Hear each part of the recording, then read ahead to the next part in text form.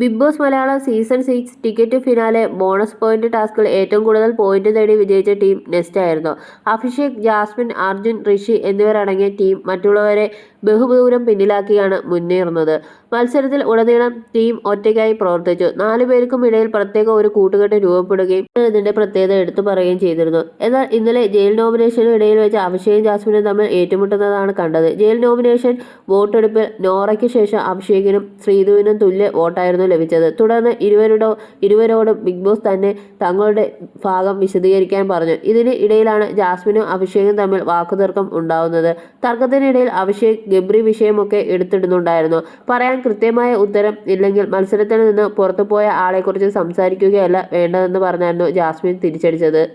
ഈ തർക്കത്തിൽ Jasmine score ചെയ്തെന്നാണ് താരത്തിന്റെ ആരാധകരിൽ ഒരു ആരാധകൻ പറയുന്നത്. ബിഗ് ബോസ് ഗെയിം ഷോയിൽ വന്നിട്ട് എനിക്ക് നിന്നോട് സംസാരിക്കാൻ താല്പര്യമില്ല എന്ന് ഒരാൾ പറയുന്നതിന് 2 അർത്ഥങ്ങൾ മാത്രമേ ഉള്ളൂ. ഒന്നുകിൽ അയാൾ എതിരാളിയോട് പോയിന്റ് പറഞ്ഞ് പിടിച്ചു നിൽക്കാൻ കെൽപ്പില്ല, അല്ലെങ്കിൽ അയാൾ വാ തുറന്നാൽ വരുന്നത് മുഴുവൻ അങ്ങേയറ്റത്തെ ഗതികേടാകും എന്ന ബോധ്യമാണ്. സത്യത്തിൽ ഇത് രണ്ടും ബാധിച്ചത് കൊണ്ടാണ് ജാസ്മിനോട് സംസാരിക്കാൻ കഴിയാതെ ഒരു വാട്ടർ ബോട്ടിലും പിടിച്ച് അഭിഷേക് ആ വീട് മുഴുവൻ ഓടിത്തളർന്ന് നടക്കുന്നത്.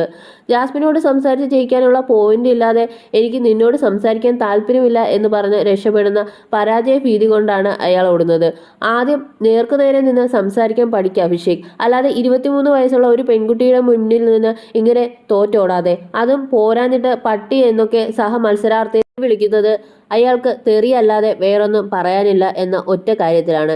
എന്താണ് സംസാരിക്കേണ്ട വിഷയം എന്ന് പോലും അറിയാതെ പരസ്പര ബന്ധങ്ങൾ ഇല്ലാത്ത കാര്യങ്ങൾ അനവസരത്തിൽ എടുത്തിടാൻ തോന്നുന്നവർക്ക് അയാൾ നിലയിലെ സാഹചര്യത്തോട് പ്രതികരിക്കാൻ അറിയില്ല എന്ന് തന്നെയാണ് പറയാൻ കഴിയുക. ജാസ്മിൻ വിരോധികൾ ഇന്നലെ മുതൽ പ്രോമോ കണ്ട് സന്തോഷിക്കുകയായിരുന്നു. പക്ഷെ ചീറ്റിപ്പോയി.